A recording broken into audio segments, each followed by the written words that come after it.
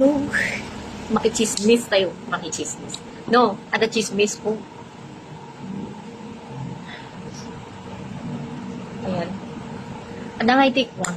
Ada ti nadisgrasya. Ijebit no. Tata. Dito yung nakamotor. Ginumpar. Anya? Ayun, chismis na talaga. Di nabasak lang Juan, nakainom di ay Juan nakamotor.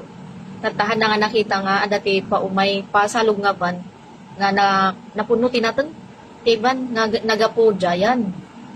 Tapos, sumalpok yung nakamotor dun sa van. Kat, natay din nakamotor. Tata, di ba, di nakamotor, siguro awan pa siguro helmet, no? Nakainom pa eh.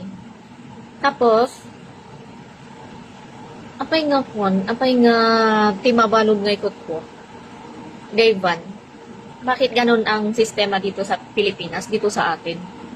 Timaking basol, ijay nga ikot din nakamotor, no tutuusan.